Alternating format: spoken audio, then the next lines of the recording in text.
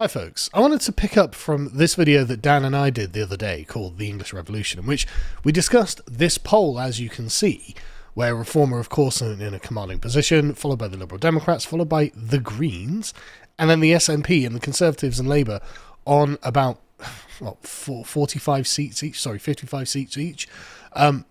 Absolutely atrocious for the old school parties. And so it was quite interesting to see this happen.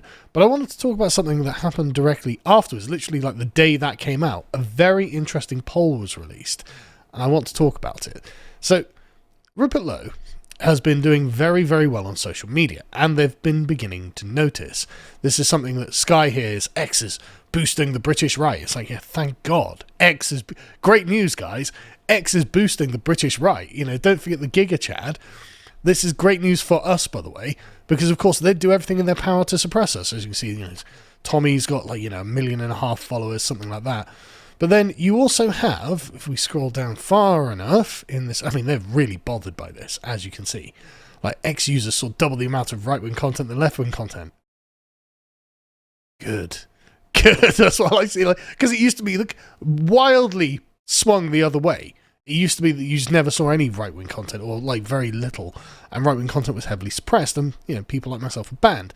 But anyway, so they're complaining about this, and at some point, if we go down in this very, very long threat to democracy, it's a threat to democracy when our opponents are allowed to make their own case, and it turns out there are just loads of right-wing people who want to go and make their own case.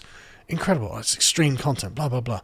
At some point in this unbelievable... There we go, finally. We get to them talking about Rupert Lowe.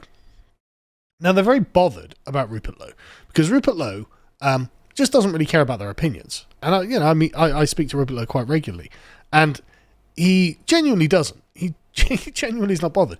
But he's also really proud of his social media team, because they're doing a great job. As you can see, they list here the average engagement and views without Elon Musk's engagement with Rupert Lowe's tweets. And of course, when Elon Musk retweets it, it goes through the stratosphere.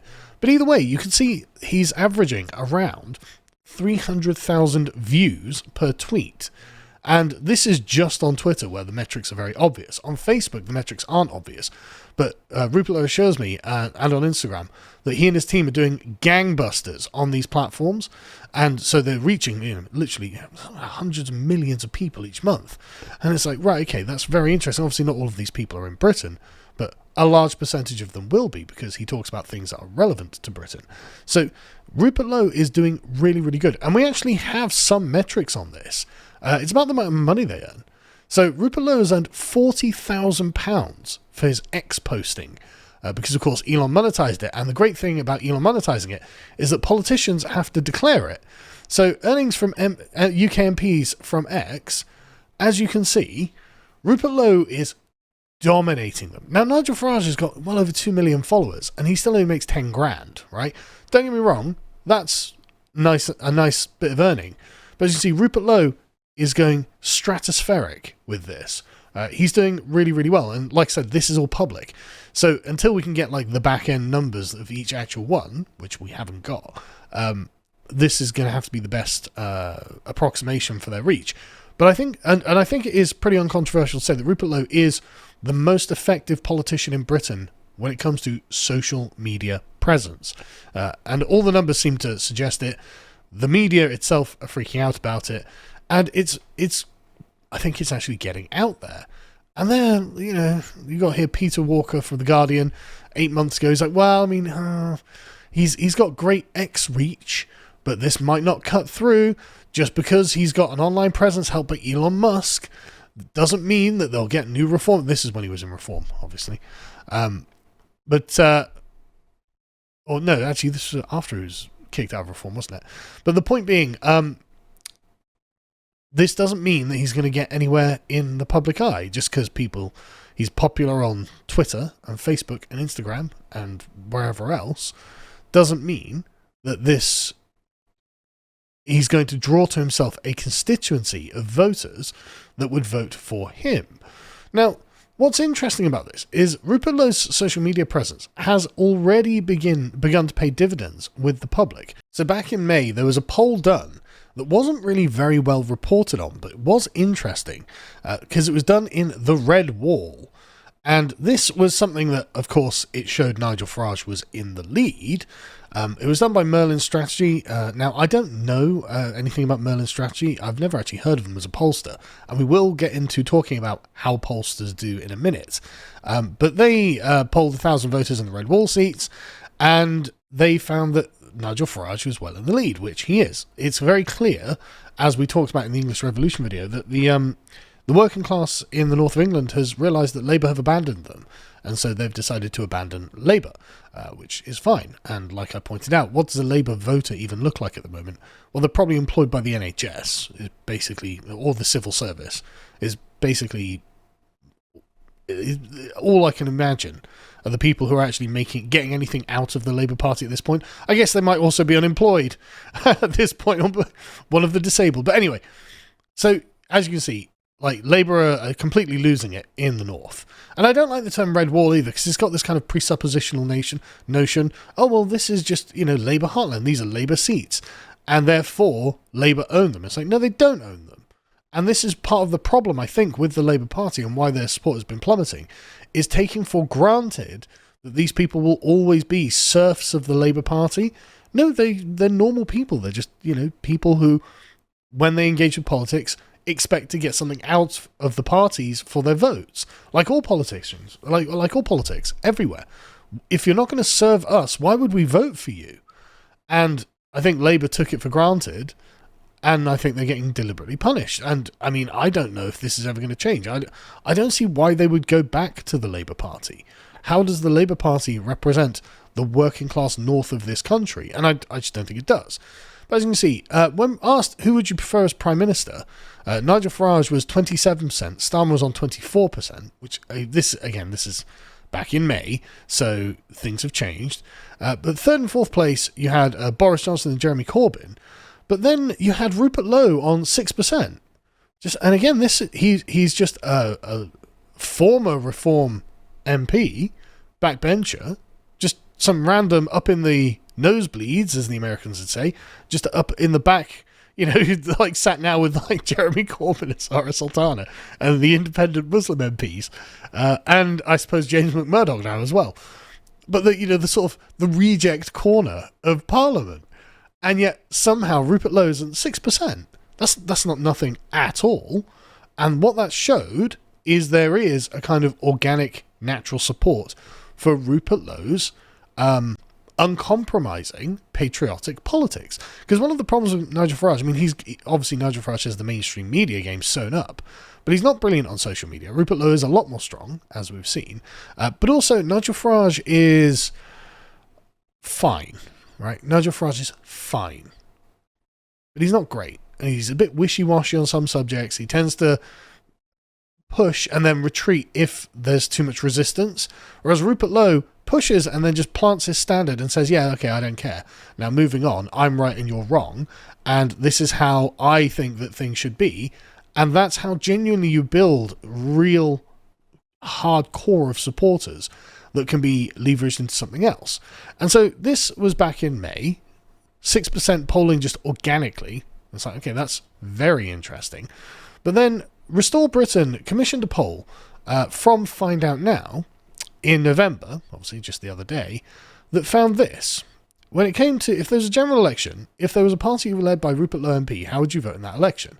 And Conservatives are on 13%, Labour on 16%, Lib Dems on 13%, Reform on 25%, Green Party on 18%, but a party led by Rupert Lowe, 10%. That's interesting.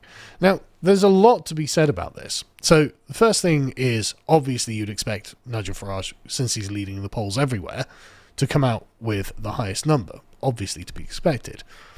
But 10% would go for Rupert Lowe over the Conservatives. That's very interesting. And that would actually, again, put them much more on par with Nigel Farage than it puts them well ahead of Labour and any of the other competitors. So actually, that would be the most interesting fusion, wouldn't it? And this is something that's obviously been in the air. It's like, okay, well, the Conservatives are dying on their arse. If Rupert Lowe, on his own, is nearly the equivalent of the Conservative Party in when he gets to be included in the poll, well, that's something noteworthy. Now, there are going to be people who say, well, hang on a second. And there are lots of, hold your horses moments about this. To start with, asking the nature of the polling question itself does kind of craft the answer. It skews the answer in a certain direction. So, the fact that you mention Rupert Lowe in the question, that does weight the poll more towards him, right? So, and that doesn't take into account any of the circumstances of what else is going on. It may well be that people would like to vote for Rupert Lowe, but because of tactical voting or because of some other zeitgeist that they're responding to, they just wouldn't, because they'd feel maybe it would be a wasted vote if in a particular constituency the Greens are bound to win or the Lib Dems are bound to win. So even if they wanted to vote for Rupert Lowe, they might be like, okay, well, I don't think that'll happen. I'll vote for Reform just to make sure, just to see if I can help get those numbers up or something like that. So it's one of those things where on its face, it's a very impressive result. But you can't read that much into it. Because I know a lot of people at the moment, especially on our Twitter spheres, are reading a lot into it. And I'm reading a lot into it too. I'm just trying to rein it back in a little bit. Because while it is a remarkable result, it's not concrete. It's the sort of thing that can go either way. But what it does show us, I think, is that Rupert Lowe does have that kind of X factor. He does have that kind of charisma and the kind of, resolve that people are looking for. And so even in the face of other more established and legacy parties, he can still be an outrider on the right, which is very, very interesting. And it would suggest, really, that Reform or the Conservatives have to recognise that there is essentially kind of third power on the right, if we can even call the Conservatives right wing. It's not just the Conservatives and Reform, actually. And if one of these parties were to incorporate Rupert Lowe into their structure, then maybe he could do them really, really good service. Now, of course, I don't think that's going to happen with Reform, because Nigel Farage doesn't play nice with other people and he's very, very fragile for some reason when it comes to personal politics. I don't think he's ever forgiven anyone.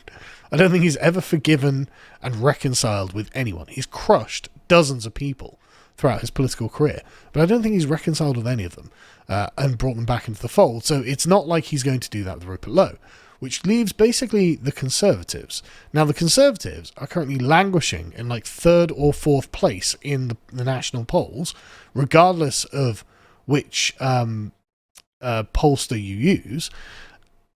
And they definitely need something to revitalise them, or else, frankly, it does look like we're approaching an extinction event with them. Now, hopefully we get the extinction event with Labour. That'd be great. I genuinely want the Green Party, as you can see, they're outpolling Labour in this particular poll.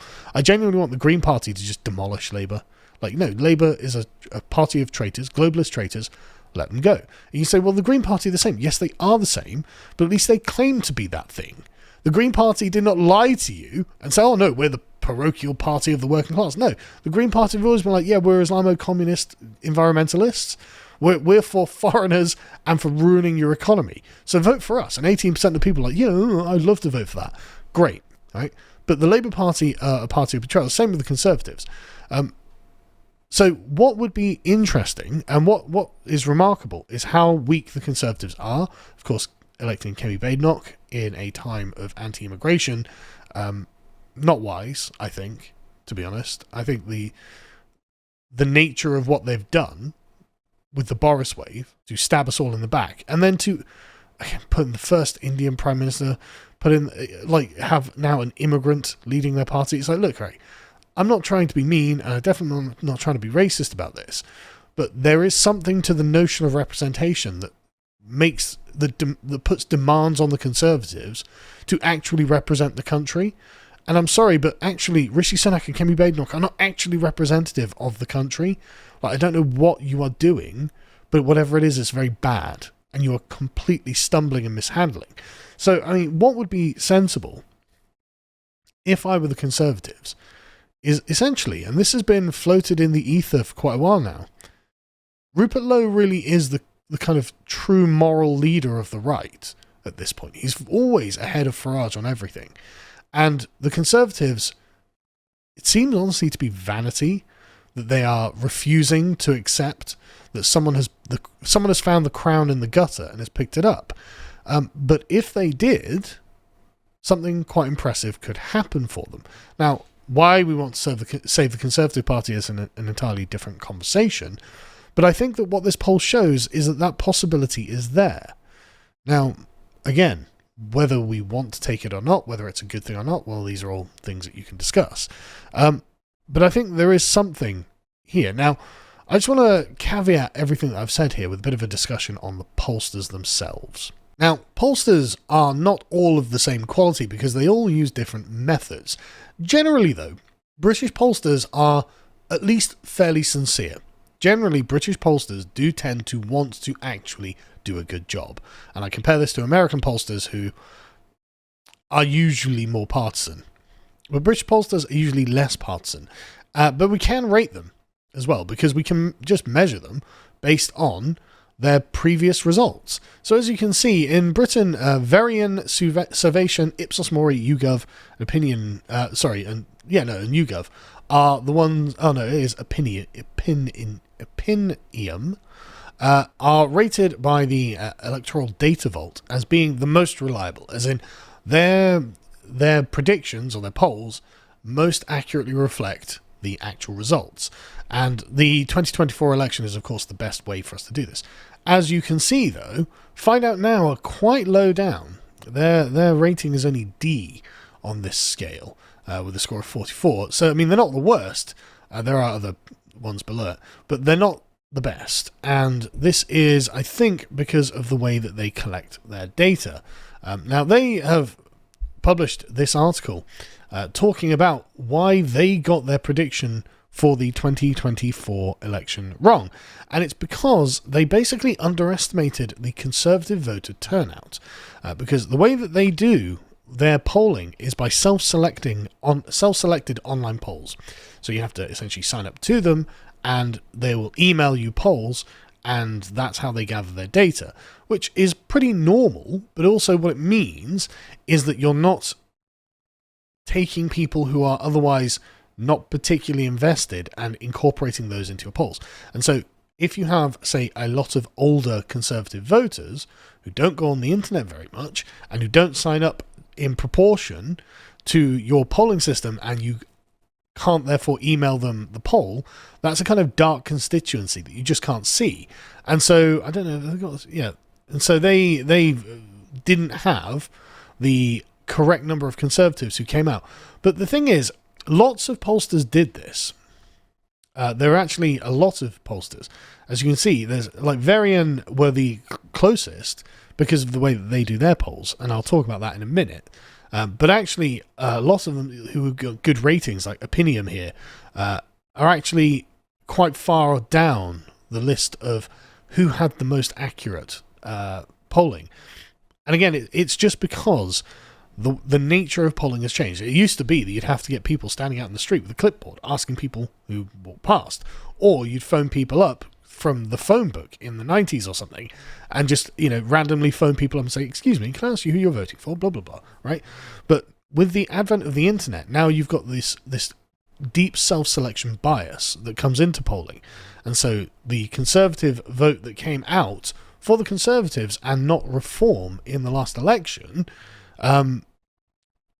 allowed Keir Starmer to get this enormous majority on only about a third of the vote, which is remarkable and was pretty unpredicted by most people. I mean, like, only Varian and a few of the other ones came close to that. Varian themselves did actually do a breakdown of why they got the most accurate polling in the 2024 election. And they say this: our sample was drawn from Varian's random sample panel Public Voice. This panel is used extensively for social research commissioned by the government, academic and third sector organisations, including those based in US and Europe. Membership of this panel is restricted to those living in a controlled sample of UK addresses drawn from the Royal Mail's master database. This restrictive method of panel building is relatively expensive, but will provide ordinary benefit, or will ordinarily provide benefits in terms of sample and data quality when compared with the panel that any adult resident in the UK can join. And then the data is then weighted for age, gender, and the previous voting patterns in 2019, the EU referendum, education, religion, and the likelihood to vote in the next general election.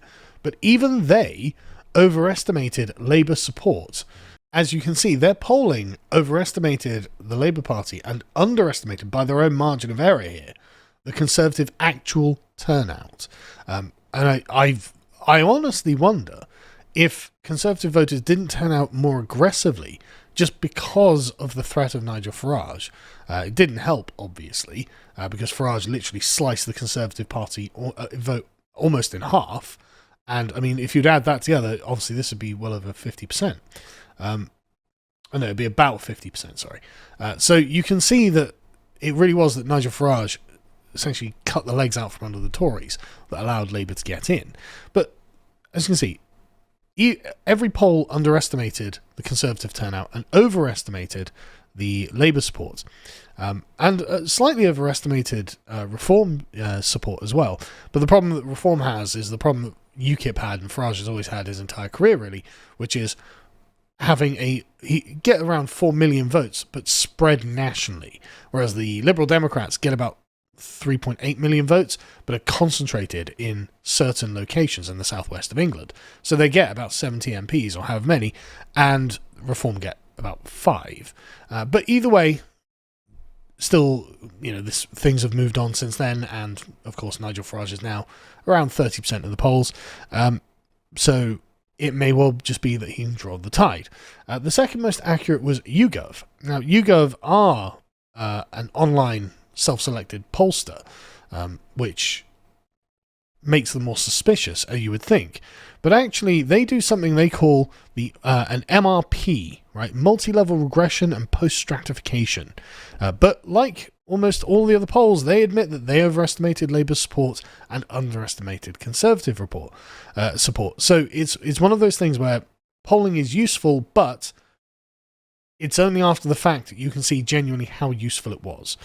So the multi-level regression is them gathering a very, very large sample, so 40 to 60,000 respondents nationally, and then they build a demographic profile of every constituency using data from the ONS and electoral registration data and other demographic stuff like that. And then they do whatever statistical wizardry that they do. I don't know anything about data science. And through various algorithms and calculations, they make a percentage likelihood prediction based on this data set that they've gathered. And then they come to their conclusions. And to be honest with you, theirs was quite good. As they say, they're the most accurate in terms of seats and the second most accurate in terms of vote share, whereas Varian was the most accurate in terms of vote share. But in all of the polls, they still had this problem, and this was what Find Out Now, again, confirmed for themselves, of the dramatic undercounting of Conservatives. So it is something to remember that the Conservatives are capable of drawing out their Conservative base when the Conservative base feels that the pensions are under threat. But things change. Of course, people grow older, and younger people stop growing older in support of the Conservatives. So anyway, let's put a bow on all of this. What does all this mean? Well, what this means is that you can't draw any solid conclusions about definite percentage support from this poll. It's not itself an absolute certainty. However, you can also draw certain other things from it, which is that Rupert Lowe does have a personal constituency that he has been increasing. It began at around 6%, and in 8 months he's grown that to 10% through his very impressive social media machine, and through the fact that he is, frankly, just speaking common sense. He is advancing positions that people generally agree with. Like, all of Rupert Lowe's positions are generally, I don't want to say populist, because, they are, but that's used as a derogatory term, and I don't think it's derogatory, but they are genuinely popular parochial positions that the average person generally agrees with. Like him bringing up the death penalty in Parliament the other day. 50% of the country agree with bringing back the death penalty. Like, these are completely normal things. The country agrees foreigners shouldn't be on benefits. The country agrees illegals should be deported. The country agrees legal immigration is the problem, should be drastically cut down to almost nothing. Everyone basically agrees with all of these things, and that's why I think Rupert Lowe, being the only person to properly advance these arguments in a very uncompromising way, is on his own merits as just an independent backbench MP. He can pop up in these polls. And the thing is, if this was the only poll that had ever shown him to be an entity that registered in the minds of the public, I would be very quick to dismiss it, which is why I didn't make a big deal of this one. Like, him polling just randomly at 6% of who people would like in charge, that's really great. But it's just one poll at 6%. Okay, whatever. But a second poll, now 10%. Well, okay, well, hang on a second. We're starting to get the roots of a trend popping up. And that's actually something to pay attention to, especially if you are the declining Conservative Party, who, and again, no shade at Kemi Badenoch, because I actually don't personally dislike Kemi Badenoch or anything like that. You know, she seems fine, but she's just not the right person for the right time, and she doesn't have, honestly, the likability that other politicians have. She's an engineer. She's not a charismatic leader. Whereas Rupert Lowe is quite a charismatic leader, and it's clearly working out. And so, like I said, you can't draw everything from one poll or anything, and we're not drawing everything from one poll. But this is significant, and it might indicate a direction of travel. And if Rupert Lowe's social media team keeps pounding the digital pavement, as it were, and keeps building support for the common sense right-wing positions that Rupert Lowe is advancing, well, who knows where we'll be in 6 months? Who knows where he'll be in a year? Who knows what the country will look like in 2 or 3 years? Or at the next election? 4 years is a long time in politics, and there's definitely change on the horizon. If you would like to watch the full uncut version that is also uncensored, head on over to lotuseaters.com to find out more.